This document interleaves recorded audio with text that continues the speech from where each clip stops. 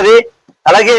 మరి ప్రజలు మనకు ముఖ్యం, జగన్మోహన్ రెడ్డి గారి పిలుపు మనకు ముఖ్యం. అన్న చెప్పిన దాన్ని మీరు తూచా తప్పకుండా మీరు ఇంత ఒక మహా ఉద్యమంలాగా చేసి మరి ఈ ఉద్యమంలో మీరందరూ కూడా భాగస్వామి అయినందుకు, మీతో పాటు నేను ఉన్నందుకు కూడా నాకు చాలా సంతోషంగా ఉంది.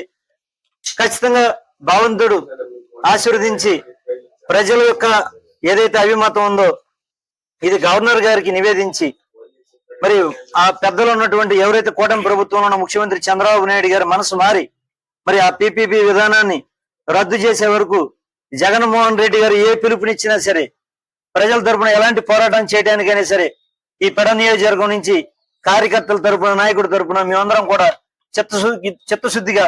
ఐక్యంగా మేము జగన్మోహన్ రెడ్డి గారితో ఈ ప్రజల పక్షాన పోరాటం చేస్తామని, ఇలాంటి ఉద్యమాలు ఎన్నైనా సరే ప్రజల కోసం చేస్తానని చెప్పేసి మీ అందరూ కూడా మాటిస్తూ, ఖచ్చితంగా మెడికల్ కాలేజీలని ప్రైవేటీకరణ ఆపే వరకు, మళ్ళా చెప్తున్నాం, ప్రైవేటీకరణ ఆపే వరకు కూడా ఎలాంటి ఉద్యమం అయినా సరే చేస్తాము. మేమంతా కూడా మా కుటుంబం, వైఎస్ఆర్ కుటుంబం, మేమంతా కూడా జగన్మోహన్ రెడ్డి గారితో పాటుగా ఉండి ఈ కాలేజీలని ప్రైవేటీకరణ ఆప్ చేసి మళ్ళా ప్రజలకి ఖచ్చితంగా మరి పేద విద్యార్థులకి మంచిగా చదువుకునేలాగా, డాక్టర్లు అయ్యేలాగా, మరి పేదలందరికీ కూడా మంచిగా వైద్యం అందే వరకు కూడా మేము చిత్తశుద్ధిగా కృషి చేస్తామని చెప్పేసి ఈ అవకాశం ఇచ్చిన